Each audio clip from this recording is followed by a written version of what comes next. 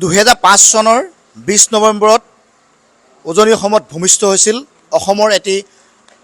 বিশেষকৈ আঞ্চলিক ৰাজনৈতিক দল সন্মিলিত গণশক্তি অসম। আৰু এই সন্মিলিত গণশক্তি অসম দলে পূৰ্ণ কৰিলে 20টাকৈ বছৰ আৰু বিভিন্ন ঘাত প্ৰতিঘাতৰ মাজেৰে আঞ্চলিক ৰাজনৈতিক দলটোৱে বিশেষকৈ তৃণমূল পৰ্যায়ৰ ৰাজনীতিত এক বলিষ্ঠ ভূমিকা গ্ৰহণ কৰিছে। বিশেষকৈ উজনি অসমৰ যিকেইখন জিলা সেই জিলাকেইখনত কিন্তু পঞ্চায়তৰ পৰা জিলা পৰিষদলৈ অথবা পৰিষদীয়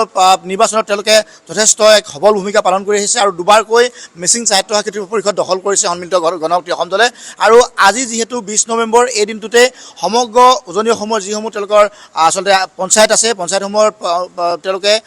20তম প্ৰতিষ্ঠা দিৱস পালন কৰিছে আৰু তেওঁলোকৰ কৰ্মসূচী সম্পৰ্কে যি দলীয় যিসকল কৰ্মী সেই কৰ্মীসকলক তেওঁলোকে অৱগত কৰাৰ প্ৰয়াস কৰিছে। আৰু এই মুহূৰ্তত যিহেতু মই মিংমাঙত উপস্থিত আছোঁ, মিংমাং যি আচলতে দহিবল কৃষ্টি ভৱনৰ প্ৰাংগণতো দিনজোৰা কাৰ্যসূচীৰে উদযাপন কৰা হৈছে 20তম প্ৰতিষ্ঠা দিৱস। আৰু দলটোৰ কেন্দ্ৰীয় সমিতিৰ সভাপতি পৰমানন্দ চাৰিঙীয়া আমাৰ সৈতে আছে, আমি তেখেতৰ পৰা পোনে পোনে জানিবলৈ চেষ্টা কৰিম। যিহেতু আপোনালোকৰ আজি 20তম প্ৰতিষ্ঠা দিৱস, প্ৰথমেই শুভেচ্ছা জ্ঞাপন কৰিছোঁ। দলটোৰ আপুনি সভাপতি নেতৃত্ব বহন কৰি আহিছে আৰু এই মুহূৰ্তত আজি এই প্ৰতিষ্ঠা দিৱসত আপোনাৰ অনুভৱ কেনে আৰু দলীয় কৰ্মীসকলে আপুনি কেনেধৰণৰ বাৰ্তা প্ৰেৰণ কৰিব বিচাৰিছে? হয়, 2005 চনত আমাৰ উজনি অসমত এটা বিশেষ পৰিস্থিতি আছিলে। মিচিং অনামিচিং বুলি ইয়াতে এটা দ্বন্দ্ব সংঘাত বিৰাজ কৰিছিলে। ঠিক তেনেকুৱা এটা সময়তে আমি আমাৰ বিভিন্ন জনগোষ্ঠীৰ মাজত এটা সম্প্ৰীতি সমন্বয় গঢ়ি তোলাৰ কাৰণে আমি সন্মিলিত গণশক্তি অসম নামেৰে এটা ৰাজনৈতিক দল ইয়াতে ভূমিষ্ঠ হৈছিলে। আমি কিয় ভূমিষ্ঠ কৰিব লগা হ'ল, এই যিটো এটা মিচিং অনামিচিং যিটো ইছ্যুটো ৰাজনৈতিক বা ৰাজনীতিৰ মানে নিৰ্বাচনৰ সময়তে এইটো বিশেষকৈ এই প্ৰচাৰটো চলোৱা হয়, নিৰ্বাচনৰ স্বাৰ্থত চলোৱা হয়। গতিকে আমিও যে হুলেৰে মানে হুল কৰাৰ যিটো এই ৰাজনৈতিক যিটো এটা ষড়যন্ত্ৰ আছিলে তাক মানে প্ৰতিহত কৰাৰ কাৰণে আমি ৰাজনৈতিক এটা পদক্ষেপ লৈছিলোঁ। আৰু ইয়াত বিভিন্ন সমস্যাবিলাক সমাধানৰ কাৰণে আমি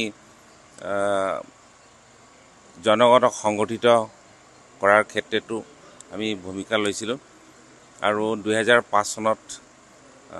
5 চনৰ 20 নৱেম্বৰ তাৰিখে এই দলৰ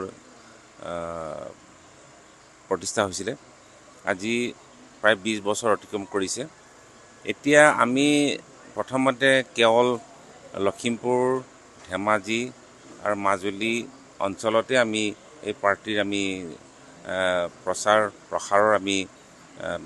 এটা উদ্দেশ্য আমি ৰাখি কাম কৰিছিলোঁ। কিন্তু এতিয়া শোণিতপুৰ বা গোলাঘাটলৈকে আৰু উজনি অসমৰ একেবাৰে জাগোনলৈকে সম্প্ৰসাৰণ হৈছে, ৰাইজে আদৰি লৈছে সন্মিলিত গণশক্তি অসমক। শদিয়া আৰু জাগোনলৈকে ইয়াৰ সম্প্ৰসাৰণ হৈছে আৰু বহুতো জেগাত এতিয়া আমাৰ লগত যোগাযোগ কৰিছে সন্মিলিত গণশক্তি অসমক সম্প্ৰসাৰণ কৰাৰ কাৰণে। কিন্তু আমি এতিয়া বেছি দূৰলৈ যাব বিচৰা নাই। আমি আমাৰ অঞ্চলতেই আমি এটা কেন্দ্ৰীভূত কৰিছোঁ আমাৰ কাম কাজ। আৰু এই অঞ্চলত আমাৰ এই বিষয়বিলাক যেতিয়া আমি সমাধান কৰিম, তাৰপাছত লাহে লাহে আমি সম্প্ৰসাৰণৰ কাৰণে আমি কথা চিন্তা কৰিম। তো ইয়াতে এতিয়াও এই সংঘাতটো পুনৰ তেওঁলোকে সৃষ্টি কৰাৰ চেষ্টা কৰিছে কিছুমানে, কিন্তু এই ক্ষেত্ৰত বেছিভাগে সন্মিলিত গণশক্তিৰ স্থিতি সমৰ্থন কৰিছে। আৰু ইয়াতে এইবাৰ আমি এটা নতুন কাৰ্যসূচী লৈছোঁ। আমি প্ৰতি পঞ্চায়তত আমি এই কাৰ্যসূচী যিটো প্ৰতিষ্ঠা দিৱস আমি পালন কৰাৰ কাৰণে আমি সিদ্ধান্ত কৰিছোঁ প্ৰতি পঞ্চায়তত। আৰু এই পঞ্চায়ত পৰ্যায়ত আমি প্ৰতিষ্ঠা দিৱস উদযাপন কৰাৰ লগে লগে আমি বিশেষভাৱে আমি সংখ্যাগত দিশটোতকৈ আমি গুণগত দিশটোত আমি গুৰুত্ব প্ৰদান কৰিছোঁ। তাৰ জৰিয়তে যিটো আমাৰ কৰ্মসূচী আছে, সংবিধান আছে, এই কৰ্মসূচী পাঠ কৰাৰ বিষয়টো আমি এটা মূল কাৰ্য হিচাপে ইয়াত লৈছোঁ। আৰু কাৰণ আমাৰ কৰ্মসূচীত আমাৰ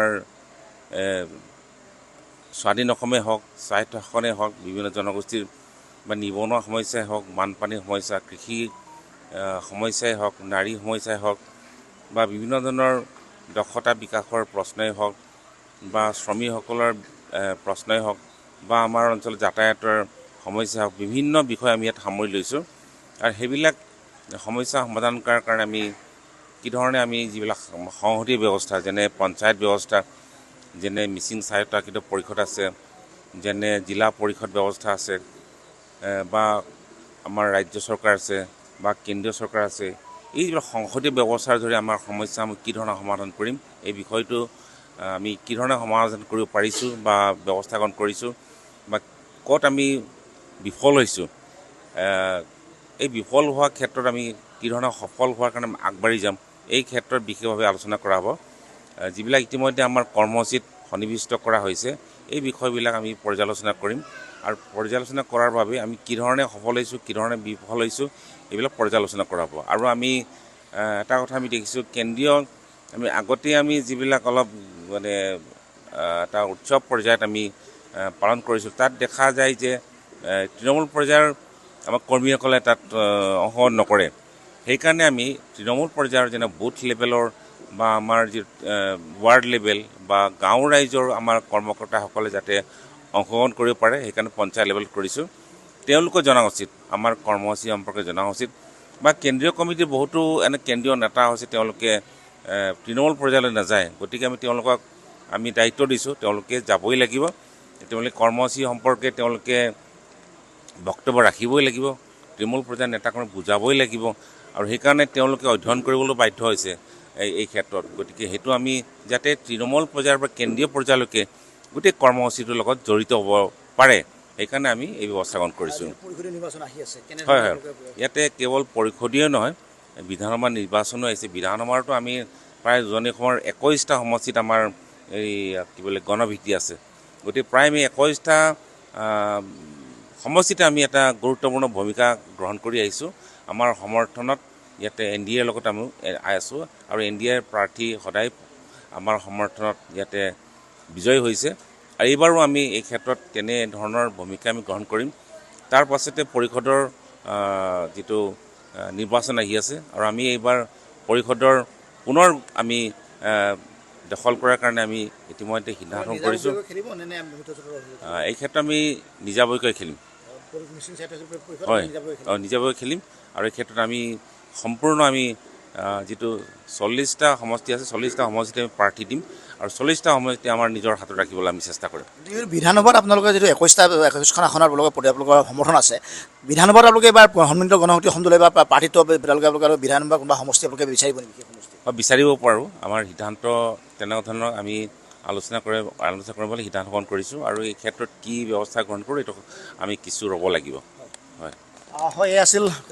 সন্মিলিত গণশক্তি অসম দলৰ সভাপতি কেন্দ্ৰীয় সভাপতি পৰমানন্দ চাৰিঙীয়া আৰু ইতিমধ্যে তেওঁলোকে পৰিষদীয় নিৰ্বাচনৰ বাবে সাজু হৈছে আৰু এই 20তম প্ৰতিষ্ঠা দিৱসৰ লগত সংগতি ৰাখি থকা দিনজোৰা কাৰ্যসূচী যিহেতু বিশেষকৈ কৰ্মসূচীসমূহ বিশেষকৈ তৃণমূল পৰ্যায়ৰ যিসকল কৰ্মী সেই কৰ্মীসকলৰ মাজলৈ লৈ যাবলৈ চেষ্টা কৰিছে বা ৰাইজৰ মাজলৈ তেওঁলোকে লৈ যাবলৈ প্ৰয়াস কৰিছে আৰু এনেধৰণে এতিয়া তৃণমূলত ভেটি সবল কৰি আগন্তুক পৰিষদৰ বা